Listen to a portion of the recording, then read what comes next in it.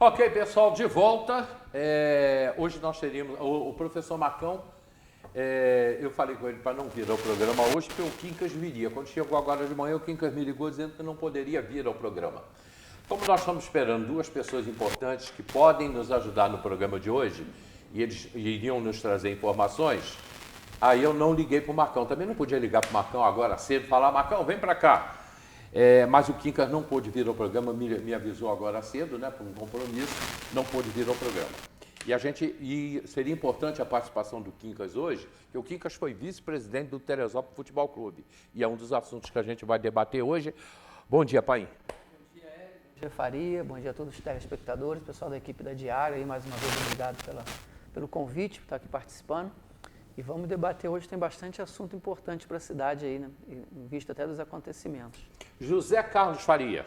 Bom dia, Hélio, Paim, prazer estar aqui de volta com a gente. Era bom que você viesse toda sexta, mas os compromissos não deixam. Nem sempre mas ele fala assim: olha, essa sexta agora eu estou em Cancún. Aí quando chegou, você vai estar onde? Olha, sexta-feira que vem eu não posso, que eu vou a Nova York. Na outra sexta, você vai estar onde? Agora eu vou a Além Paraíba. Eu recebo. A parte de Além Paraíba eu dispenso. Mas quando que é mais perto. Pelo menos ele abrilhanta também aqui, né? Ele, com seu conhecimento técnico e político, ajuda muito ao nosso debate. Então, um abraço aí a todos, sexta-feira, né? Aproveitar bem o final de semana, que é uma situação agora que não dá. Eu sei que a meteorologia é muito importante, mas às vezes a gente tem uma hora com sol, outra hora com chuva e fica nesses altos e baixos, não tem jeito, né?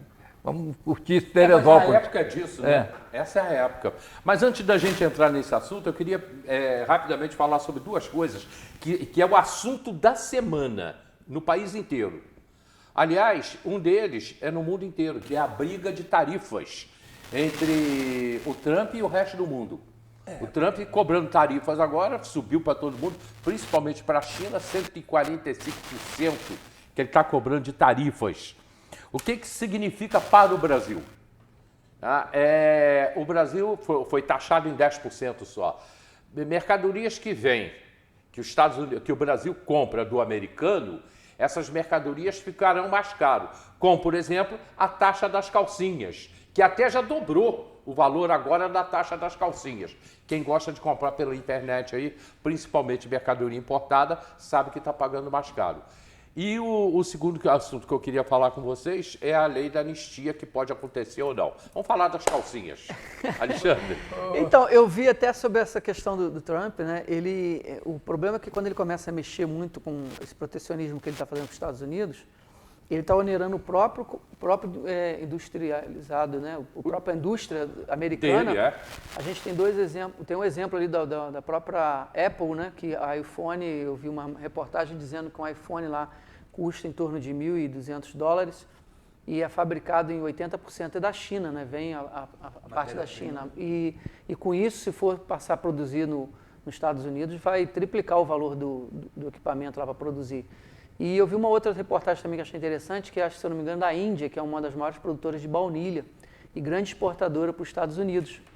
E aí ele taxou, acho que, se eu não me engano, 47% a Índia para fazer essa exportação de baunilha lá para, acho que, se eu não me engano, é na Índia, para os Estados Unidos. E aí qual a manobra que eles vão ter que fazer? Eles vão ter que jogar para um outro país, que a importação, o valor é menor, e esse país que tem a taxa menor jogar para os Estados Unidos, para poder diminuir.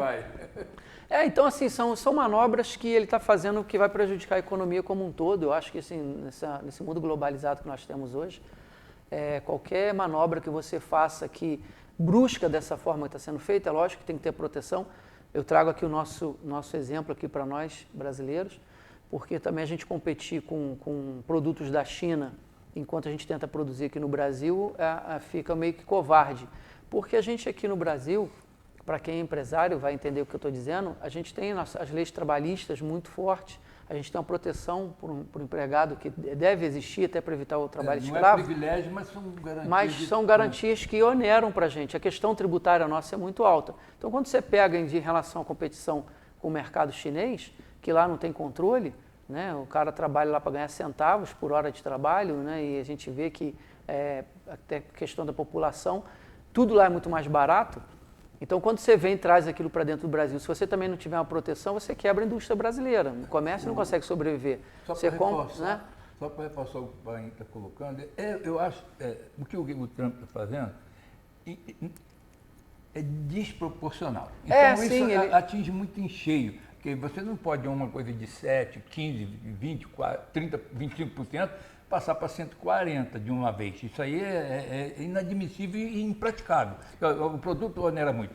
O que o Paim coloca, até que eu queria comentar, muitas empresas têxtil quebrou no país em função do produto barato da China que invadiu o Brasil. Você hoje é nítido isso. Você vai vender, vende uma indústria brasileira que vende uma camisa, sei lá, por R$50, você compra no site da China ali, os caras vendem por 10, 12. Para chegar aqui, então você vê que tem toda uma logística de produção, de transporte, de importação e tal, e chega nesse preço. Você imagina quanto que esses caras não pagam lá? Como que é feito esse tipo de trabalho lá? Então tem a questão também de humanidade, né? Às vezes, talvez, o que a gente vê, né? Porque as informações na China não se propagam com facilidade, né? Aqui no Brasil a gente tem liberdade de se expor, de colocar tudo na internet. Lá é restrito, né? Porque é um país controlado, mas pouco que a gente vê, né? Que são informações, é que é quase que um trabalho escravizado, né? Sim, as pessoas vivem em condições subhumanas, de trabalhar lá 15, 16, 18 horas por dia, para produzir, para poder garantir um pouco do salário. Mas tem as grandes cidades, aliás, mega cidades, que é uma situação diferente. Não, são, mas a gente... Hélio, o que acontece? Eu tiro aqui pela nossa indústria, o Faria colocou bem a indústria têxtil. Hoje em dia, você não vê, a não ser as grandes indústrias, mas muita gente, tem muita loja hoje, muito comércio, pequena indústria, que ela não produz 100% que ela faz. Ela vai naquelas questões de facções. Então, ela pega uma costureira numa casa tal, outra aqui, outra ali, uma prega o botão, uma faz o corte. E isso ali são terceirizações que acontecem aqui dentro em uma escala razoável. A gente está falando aqui na China, que é um país muito populoso, que tem uma competição fora do comum no mundo inteiro, não só no Brasil, e que a gente não tem o conhecimento desse controle como é feito lá. E o que eu estou dizendo é o seguinte, as informações que a gente recebe, às vezes, lógico que são empresas que produzem de forma lícita, mas a gente também recebe informações de empresas que praticamente escravizam os chineses para produzir para vir um preço menor. Eu conheci um empresário de São Paulo e o funcionário dele que ia para a China, era um funcionário contratado com todas as despesas pagas, tudo e o salário, para ir para a China fazer compra de canga, chapéu, essa variedade de ofertas, ele ia pessoalmente, agora talvez não, porque a informação e as redes sociais também, mas ele ia pessoalmente, com todas as despesas pagas, para comprar 5, 6 contêineres de produto que chegavam em São Paulo, grande empresário. Mas nós temos empresário, mas pelo isso menos... faz muito tempo, isso faz 10, 20, 30 mas anos. nós temos pelo menos um empresário que até pelo menos um ano atrás ele ia de vez em quando à China para comprar mercadorias. É um grande empresário aqui em Teresópolis. Nós temos empresas no Brasil. Eu fui assistência técnica da Intelbras muitos anos em Teresópolis. Estive em Florianópolis na fábrica deles e eu lembro bem na época, isso em meados de 2010, 2012, mas não, até antes, 2008 mais ou menos, eu estive na fábrica da Intelbras. E naquela época eles já tinham levado parte da fábrica para produzir na China. Levaram pessoas do Brasil para trabalhar lá e contratavam lá, porque a mão de obra lá é muito barata. Então, eles estavam explicando para a gente, naquela ocasião, que tiraram parte da produção do Brasil por conta de IPI, dos impostos que nós temos aqui, e eles produziam lá, vinham com o produto manufaturado, todo desmontado, e aqui só montava, porque saía tipo a 30% em relação ao preço que fosse fabricado aqui. Então, é muita diferença. Mas tem e essa questão do Trump de estar taxando, o que o Faria está colocando certo. Não é que ele não tenha que fazer, porque às vezes tem que fazer a proteção. O Brasil também faz aqui as proteções. O problema foi a forma que foi feita, que dá um baque muito grande. Eu já acho que ele está chegando em algum lugar, ele quer chegar em alguma coisa. Ele assim, ele meio... Burro ele não é. Mas ele é extremamente protecionista e o cara assim... E acha 100% independente. Ele acha que os Estados Unidos não depende de ninguém, do mundo inteiro não depende. Nós dependemos deles, entendeu? Assim, Hoje, na política que nós temos, de estar os países conversando, eu acho que é meio brusco, né, a situação que fez. Eu não concordo muito. Mas, assim, não sou economista, isso é papo para economista, né? Que os caras que entendem o que dá para fazer, até onde está certo, onde não está. Eu sei que, economicamente, nas reportagens que nós vemos, na manifestação da imprensa, é que está sendo exacerbada a atitude dele. Mas essa reunião que eles fazem, do G20, do BRICS, eles tinham que ter um acordo de cooperação de um máximo e de um mínimo. Porque aí você oscila ali, dá para fazer isso, né? Agora, uma pessoa decide que vai cobrar 140%, é um negócio que... Será que ele ouviu o empresário, ouviu o consumidor, tem que ouvir muita gente. Aí a gente já parte para um outro lado. Né? Não, Aí já vou entrar mais na política. Lá é o seguinte, ele chega e fala assim, o presidente chegou e falou, olha, eu vou taxar agora, a partir de agora os impostos 140%, 145% da China. E outros países, no Brasil foi só 10%. Os produtos que entrarem aqui no país estão taxados, vão pagar impostos. Se é aqui no Brasil, o Supremo já entra e fala assim, não pode. Assim, a gente... Lá não tem, o Supremo lá não se mete no governo. Aqui sim. Como foi uma coisa recente, né? Pode ser até que ele retome, vai analisar, ou fez, em princípio, para ver, vou fazer isso e vamos ver o resultado. E a realidade, né? De quem... E aí depois recua, não impede dele fazer, entendeu? Mas tem uma coisa, que a realidade das pessoas, ou algumas delas, bem poucas mais que existe, que ao lado delas, vive um outro mundo. Vive um outro mundo, não é o do empresário, não é o do consumidor. Tem pessoas lá que orientam ele que, o grande problema dessa história toda, sabe o que acontece? A internet hoje, ela é quase que uma terra sem lei, né? Embora às vezes existe a responsabilidade, né? É importante as pessoas terem ciência que você não pode sair postando tudo na internet, que você está sujeito a ser processado e ter as suas penalidades. Mas ainda rege aquela coisa de notícia falsa, de um monte de invenção, e você hoje com a inteligência artificial, você não sabe o que é verdade, o que não é mais, tem que tomar muito cuidado. E recentemente eu vi uma postagem no Instagram falando sobre essa questão dos Estados Unidos estar colocando imigrante para fora. Aí o cara fez uma postagem, o Trump botou o pessoal imigrante para fora, as obras estão sem funcionário, né? Dizendo que os americanos não querem trabalhar na obra, que os imigrantes trabalhavam na obra.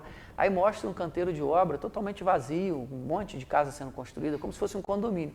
Aí você fica pensando assim, será que isso ali é verdade? Será que o cara não filmou aquilo em pleno feriado? Talvez seria um feriado e as pessoas não estavam trabalhando. Então você fica hoje também tendo que buscar muito e tendo muito cuidado na busca das informações para você saber até que ponto é verdade, entendeu? Como eu estou dizendo nesse caso da China. A gente vê informação dizendo que o trabalho lá é escravo. Aí você está me dizendo aqui, não, mas aí tem as grandes cidades, grandes metrópoles, não tem. Então, assim, mas se a gente for... O que é verdade e o que não é? É difícil para a gente analisar, entendeu? Só para quem trabalha, que vai lá, que sabe. Mas para a gente, quando eu falei da indústria têxtil, o que Niterói tinha, o que Magé, Guapi, Teresópolis tinha. Não, Teresópolis, pois é, Teresópolis. Petrópolis aqui do lado. Empresa aqui 24 horas com 1.200 funcionários. Sim, nós perdemos... Petrópolis, isso, quando a China começou, quando a China iniciou vendendo para o mundo inteiro, né? Nós perdemos aqui em Teresópolis a Amil Suíça, a Spabra, a fábrica de relógios Mondane, que era ali em Pimenteira. Aquela fábrica de brinquedos, Flock, que saiu daqui, foi embora e acabou. Foi para Santo Aleixo. Foi Santo Aleixo, mas acabou depois. Ela hoje faz roupa também. Por quê? E eu acredito até que a própria Sudantex, né? Teve influência mais atrás, mas claro que teve. Agora, se você citou Teresópolis, Friburgo tem a mesma realidade, Petrópolis, a mesma realidade, Guapi e Magé, a mesma realidade das empresas que tem em Santo Aleixo, tinha, né, de indústria têxtil, Centrais Fluminense, Niterói, era um negócio de muita produção. Empresa de 1.200 funcionários. Isso, infelizmente, acabou. De Magé, ali no centro de Magé. Sim. Hoje em dia tem muito produto chinês, a parte têxtil da China invadiu aqui. Tem muita mercadoria da China, muita coisa de... E o pior é que essas grandes empresas, elas não pararam o seu serviço e mudou de... Não, ela acabou. Ela virou um depósito, virou um ferro velho. A Sudantex, Ipu, se você for em Guapi, dá pena de você andar um quarteirão inteiro com a fábrica caindo aos pedaços, caindo mesmo.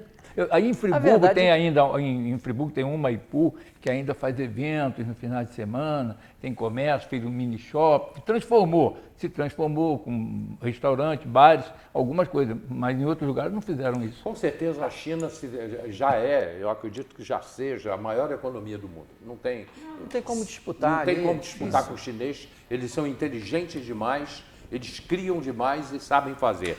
Olha só, pessoal participando aqui comigo, João Luiz, Marisa Furtado, João Luiz Cunha já botou aqui, a festa do Caqui Mariana de 1 a 4 de maio. Vou lá na festa do Caqui Mariana, em Dona Mariana, de 1 a 4 de maio, agora de 2025. Calcinha, menor preço em Friburgo, capital da moda íntima. Friburgo resistiu. Ainda mantém lá ainda. Friburgo conseguiu resistir. O Trump vai quebrar os Estados Unidos e continuar com esse plano. Não vai não, o Trump não quebra os Estados Unidos. Ele é inteligente demais para isso. E ele tem o Musk com ele ali, que o cara é fera também, né?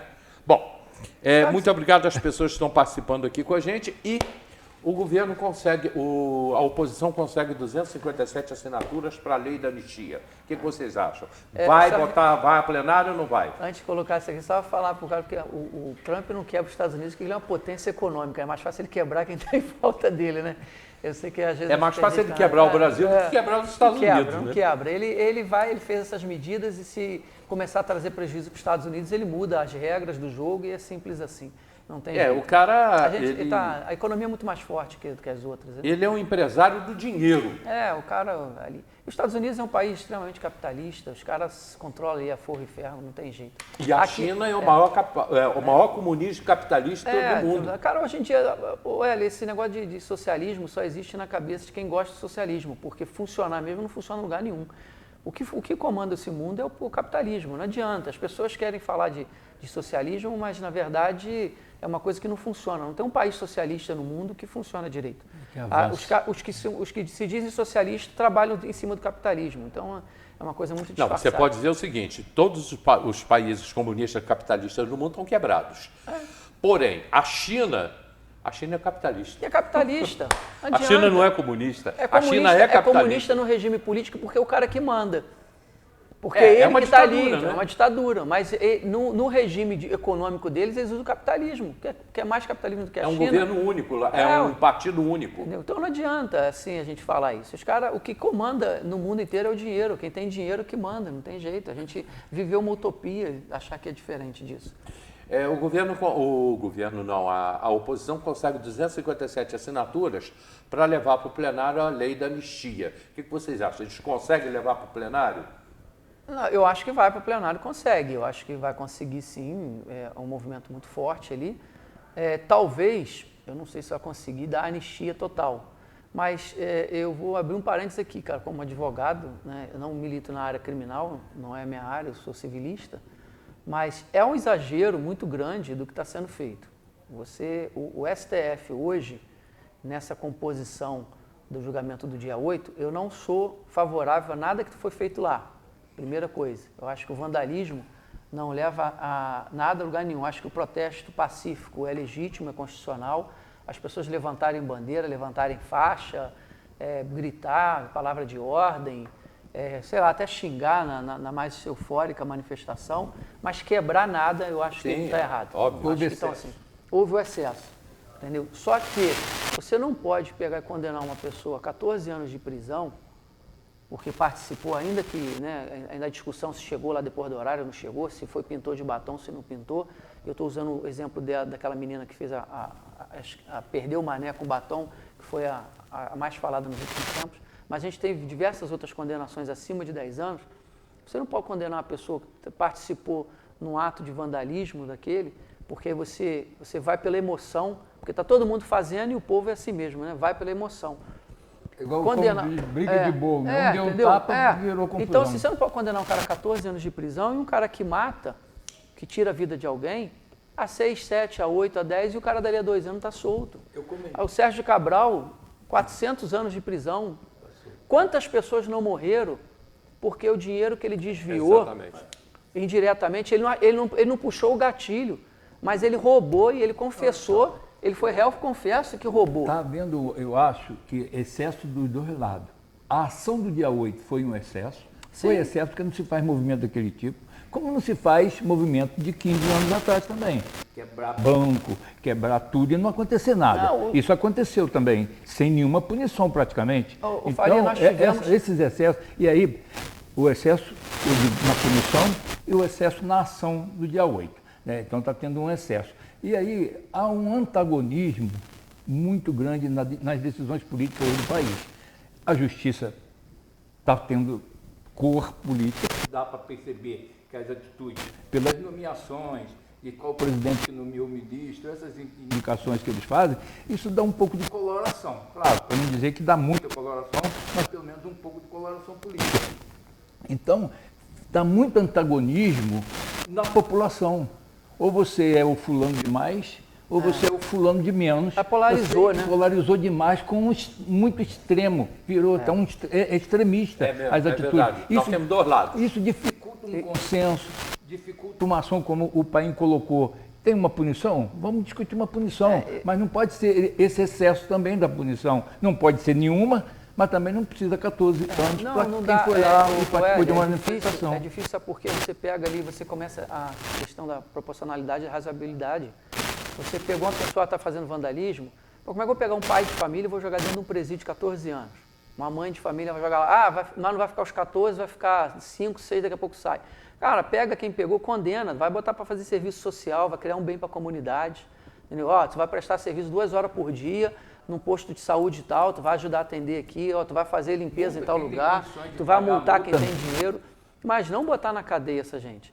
Porque eu quero lembrar aqui que o MST, há uns anos atrás, invadiu o Congresso e quebrou aquilo tudo também. Exatamente. E não deu nada. Entendeu? Então, assim, e não é vandalismo do mesmo jeito? Aí o cara vai dizer, é um ato terrorista, é um ato contra a democracia. Cara, não foi. Na verdade, está sendo um preciosismo até do ministro, do Alexandre de Moraes, na minha opinião, o preciosismo dele, dizer que aquilo ali foi contra a democracia. Talvez os articuladores, né? Sim. Os que fizeram todo, os que bolaram aquela história ali, tinha esse cunho mesmo de dar o golpe, de fazer a coisa errada, que eu também acho horrível, eu concordo, discordo plenamente disso, acho que democracia é isso. Eu ainda prefiro confiar nas urnas eletrônicas, acho que por mais que as pessoas inventem um monte de notícia, mas eu acho que é confiável, porque a gente trata de urnas eletrônicas há anos com eleição. Então, assim, por mais que tenha desconfiança, não sou favorável a nenhum golpe de Estado, a ninguém tomar poder na marra.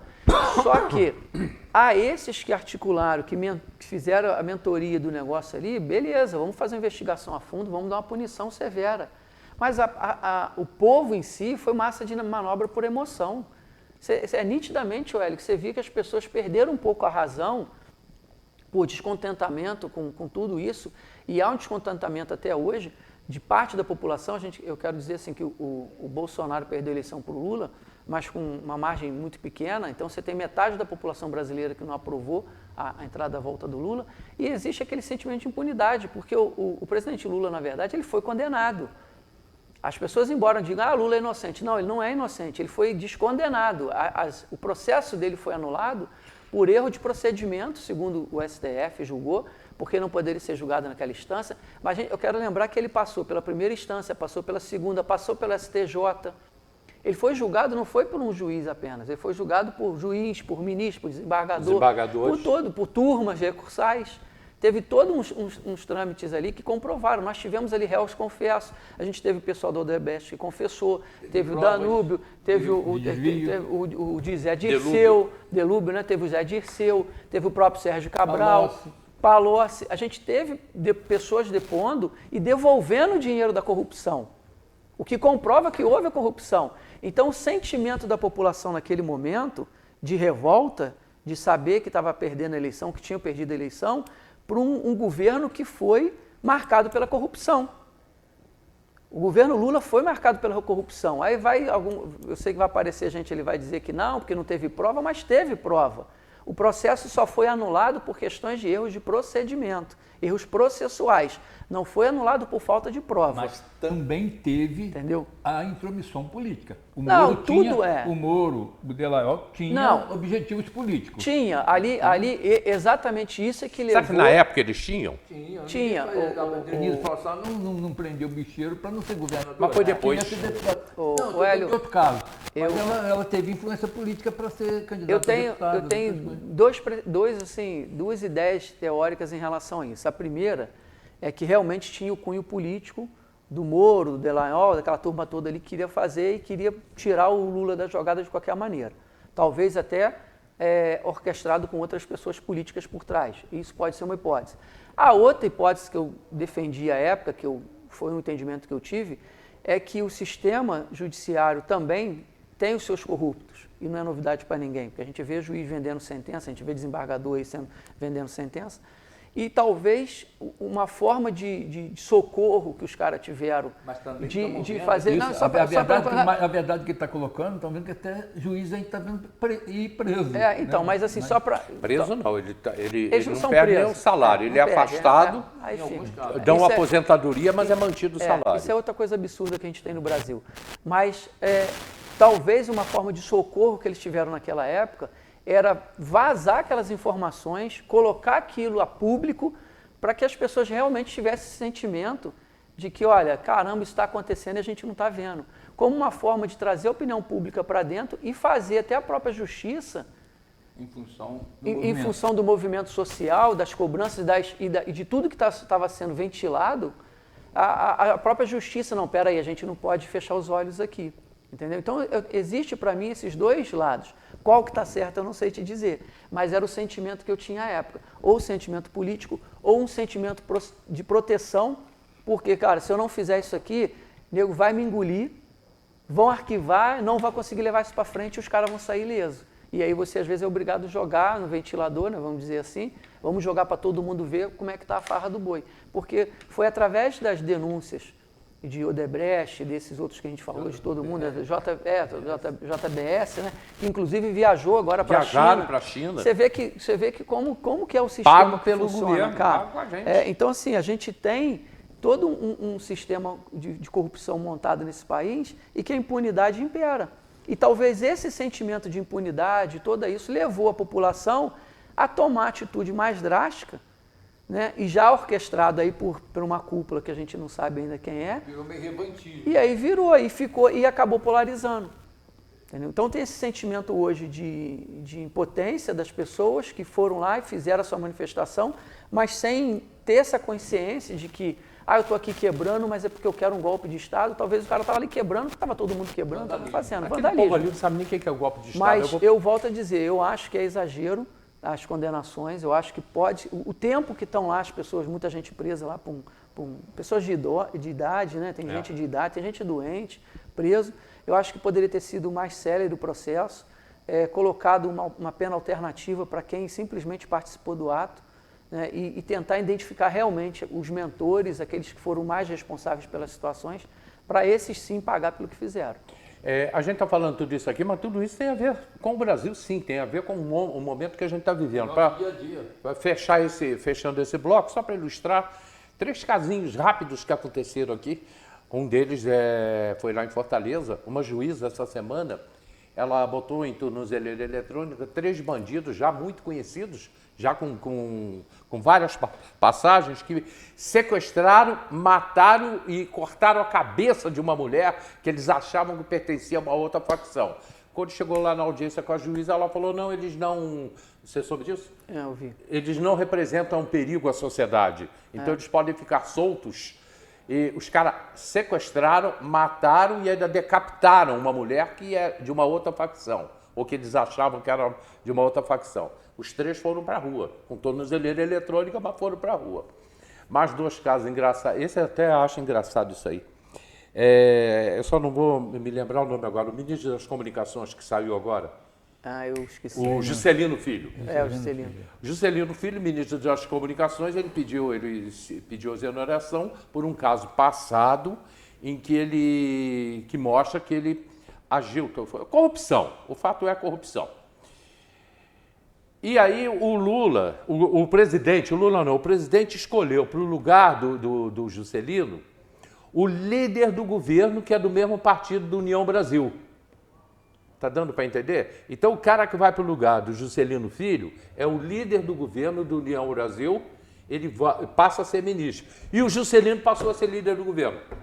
Então, só trocou 6 por meia dúzia. Trocou 6 por meia dúzia. Você vem para cá, você vai para lá e acabou e está todo mundo dentro de casa. Olha só, Hélio, essa é para a gente encerrar aqui. Cara, é inacreditável isso. O que a gente vive hoje no país, e as pessoas às vezes reclamam, acham que assim, eu não estou defendendo aqui nem Bolsonaro, nem toquei em nome, não quero assim, acho que ele também errou pra caramba. E o que mais me revolta nessas condições é sempre esse arranjo que o governo Lula faz. Você vê que a primeira-dama aí gastou não sei quantos milhões aí em viagem, sem ter um cargo público. E assim, e aí para isso está tudo bem. Sabe, essas coisas que deixam a gente indignado, porque é difícil, cara. Coloca um caso aí desse, né, que a juíza disse que ele não... Eu participei há 35 anos, olha só, eu era jurado popular, e um caseiro de Santo Amaro, aqui em Santo Amaro, perto de Vargem Grande, matou o casal de proprietários, decepou os dois, e você precisava ver, eu participei do júri, a capacidade de defesa do advogado dele, e conseguir para ele uma pena leve. Como que pode uma coisa dessa? Eu participei desse júri popular para condenar, a gente é orientado, né, pelo juiz, a questão da lei, porque a gente está ali sem a capacidade técnica que eles têm. Mas teve uma pena que não foi, e que a gente gostaria que tivesse. Que os jurados popular. E outro caso, para encerrar mesmo esse bloco, a Margareth Menezes, que é cantora baiana, né, lá do Axé, cantora de Axé, ela é ministra da Cultura, ministra de Cultura. Ela agora fez, durante o Carnaval, ela fez uma série de bailes aí, de eventos, em que ela pagou ela mesmo 650 milhões de reais. 650 mil reais.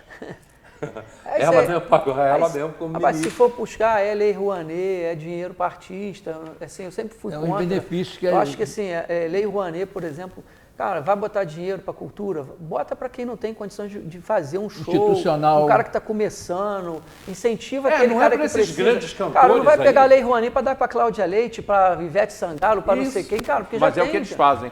Mas aí o pequeno, o cara que precisa não recebe, não consegue, porque não chega naquela ponta. Aqui, vamos para o comercial, a gente volta já, na volta do comercial a gente já começa a debater mais os assuntos do que está acontecendo, das coisas que estão acontecendo em Teresópolis. Hoje, na Original Drogaria, nós temos ofertas. Ofertas na Original Drogaria, como todos os dias. Original Drogaria agora com sua nova loja aqui na Reta. Ali na antiga Telemar, a gente tem que parar de falar antiga Telemar, que agora a nova loja da Original Drogaria. Promoções hoje, shampoo Pantene Queratina, R$ 29,99, 510 ml. O shampoo Pantene Queratina, mas com 300 ml, R$ 19,99. Com 175 ml, R$ 11,99. O condicionador Pantene, 510 ml, R$ 30,99. Condicionador Queratina, 150 ml, R$ 11,99. Ampola Pantene, com 3 ampolas para o cabelo, né? R$ 15,99. Desodorante Secret, 45 gramas, gel, R$ 19,99. E o shampoo Red, 200 ml, R$ 12,99. Essas ofertas vão até o dia 11 de abril, ou seja, hoje. Ofertas da Original Drogaria em suas 4 lojas, Alto, Várzea, Bom Sucesso e Vargem Grande. Voltamos já.